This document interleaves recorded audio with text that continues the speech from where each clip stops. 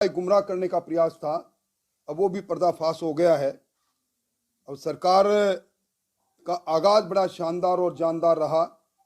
निश्चित तौर पर राजस्थान में जिन मुद्दों को लेकर हम जनता के सामने गए थे, वो मुद्दे कानून व्यवस्था से लेकर, पेपर लीक से लेकर, भ्रष्टाचार से लेकर और राजस्थान में आधारभूत संरचनाओं को मजबूत करने के जो मुद्दे थे, उन मुद्दों को लेकर हमारी सरकार काम कर रही है और निश्चित तौर पर राजस्थान विकसित राज्यों की श्रेणी में खड़ा हो जाएगा।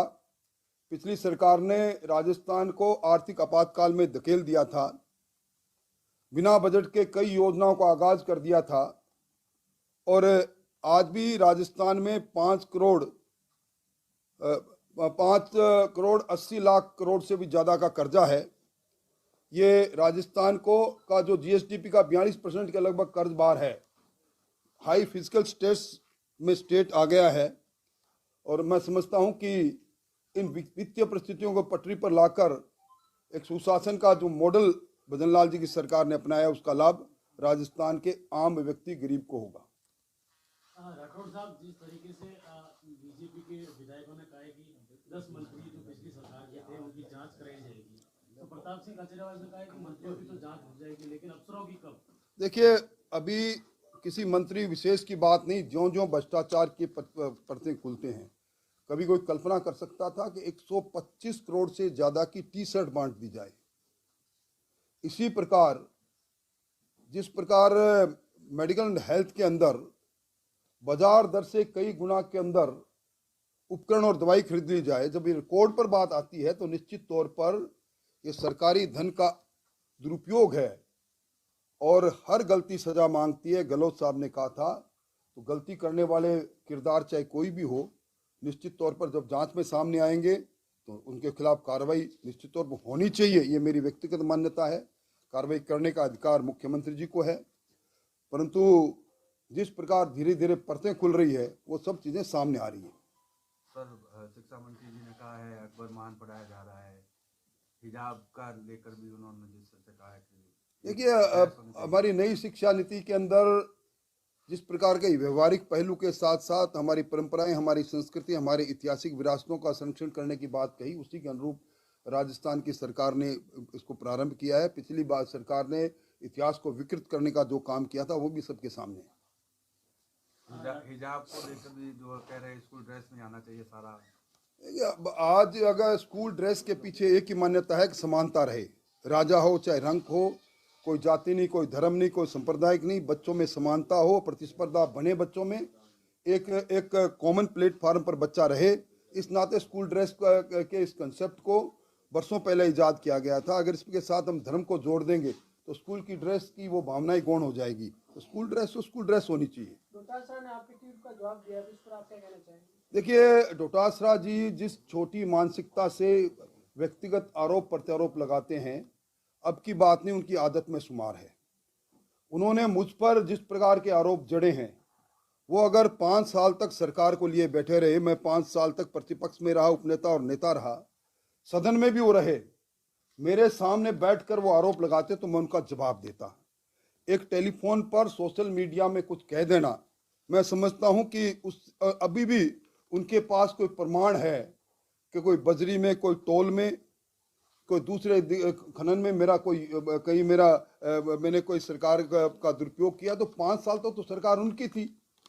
5 साल तक अगर प्रतिपक्ष का कोई नेता सरकार के रहते हुए और वो हर क्षेत्र के अंदर अपना वर्चस्व स्थापित करके और अपना काम करे, इससे बड़ा दुर्भाग्य, इससे कमजोर लचर सरकार क्या होगी। और सरकार के अंदर पीसीसी चीफ खुद विराजे रहे, तो अब तक क्यों चुप रहे। इसलिए मैं व्यक्तिगत टिप्पणी नहीं करना चाहता। उन्होंने जो कहा, कल कहा कि मैंने निश्चित तौर पर लक्ष्मणगढ़ की बड़ी सभा में कहा था कि आरपीएससी में एक ही परिवार के एक साथ 4 लोग एक जितने नंबर के पास हो जाए, ये क्या काम है। उस पर जब उन्होंने कहा तारानगर से आने वाले नेताजी को पूछना, निश्चित तौर पर मैं नई विधानसभा में गया, मैं उस हार को स्वीकार करता हूं। मैं 7 बार लगातार विधानसभा में जीतता रहा। हार और जीत सिक्के के 2 पहलू है, पर जनता का फैसला सिरोधार्य है। ये बात उनकी बिल्कुल सही है, मैं इस बात को मैं कई बार स्वीकार कर चुका हूँ। हार हार और जीत, जीत की रीत निराली है, हार हार है, मैं उस हार को स्वीकार करता हूँ, इसमें कोई शक नहीं। हार के बावजूद भी राज्यसभा सर लोकसभा चुनाव में लोकसभा आपको चुनाव लड़ने की आपकी बात होगी। नहीं, ये मैं चूंकि मैं अपनी मनपसंद की सीट पर गया था और ये सोच कर गया था कि जो जिस सीट पर आज तक भारतीय जनता पार्टी सिर्फ 2 बार जीती थी, जिसमें एक बार मैं जीता था 2008 में, कठिनतम सीट को चुनौती मानकर मैं गया था, मैं वहां से पराजित हुआ। तो पराजित व्यक्ति को किसी चीज पर मैं अधिकारपूर्वक कहूं कि मुझे इस चुनाव के अंदर भी मौका मिलना चाहिए, मेरा अधिकार नहीं।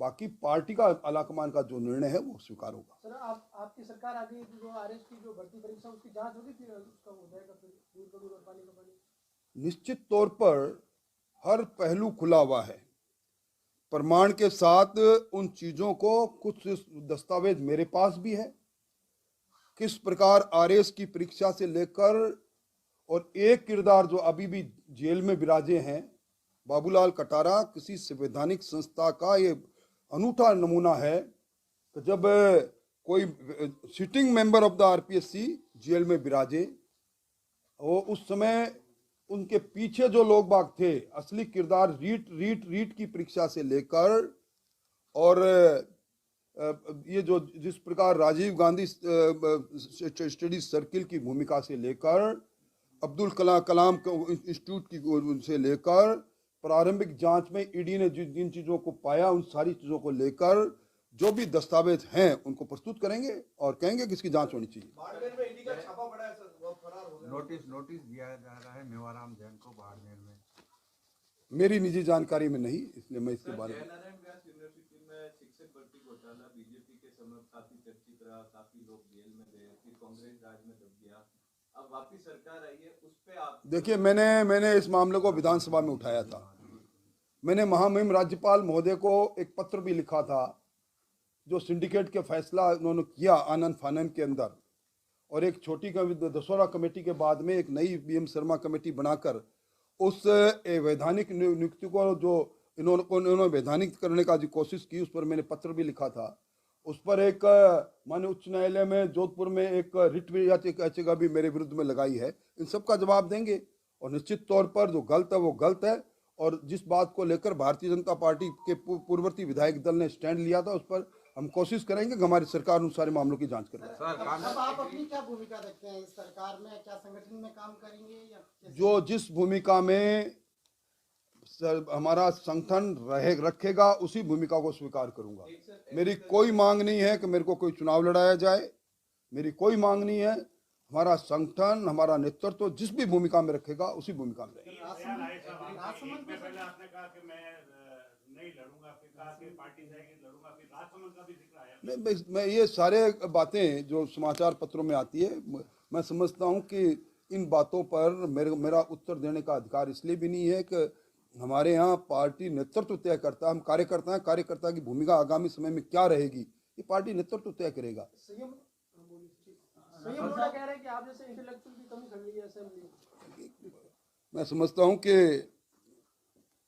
जहां आज मैं हूं, कल कोई और था, ये भी एक दौर है, वो भी एक दौर था, दौर चलते रहते हैं। राज्य का बजट भी सेंटर से आएगा, डबल इंजन की सरकार है। राज्य का बजट भी आपका सेंटर से आएगा, डबल इंजन की सरकार है, सारे निर्णय वहां से लिए जाते हैं। देखिए, ये एक तरह की गलतफहमी है। संविधान ने जो अधिकार राज्य सरकार को दिए हैं, राज्य सरकार अपना निर्णय उचित समय पर लेगी। पर हमें गर्व है कि हमारा नेतृत्व दुनिया के सबसे लोकप्रिय नेता कर रहे हैं। उन नेतृत्व का अनुसरण के अंदर, उन्हीं के पद चिन्हों पर चल के हमें विकसित भारत के साथ विकसित राजस्थान बनाए, उसमें किसी के पेट में दर्द उठे तो उठता रहे। जब आप विपक्ष में थे, गुजरात से राजस्थान में सबसे ज्यादा पेट्रोल डीजल महंगा था। अब डबल इंजन की सरकार है, जनता जानना चाहती है, 2 महीने हो गए डीजल पेट्रोल। देखिए, उस पर अभी आपने देखा होगा, मुख्यमंत्री जी के सामने कल ही प्रेजेंटेशन हुआ है, और उचित समय पर उचित निर्णय निश्चित तौर पर लेंगे। जो मोदी जी की गारंटी है, वो हमारे शासन का आधार है।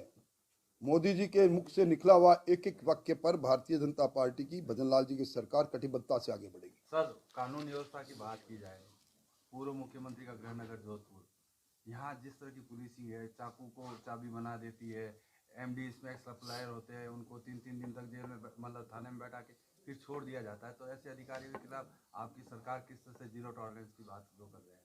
भ्रष्टाचार और कानून व्यवस्था में भ्रष्ट अधिकारी निश्चित तौर पर भजनलाल जी ने इनको जीरो टॉलरेंस माना है। आपने जो सवाल जोधपुर के बारे में उठाए हैं, इस बारे में अगर कोई भी शिकायत, तार्किक शिकायत हमारे जनप्रतिनिधियों के माध्यम से पहुंचेगी तो सरकार अपना काम करेगी। और अगर मेरे भी संज्ञान में आएगा तो मैं भी मुख्यमंत्री जी को पत्र लिखूंगा।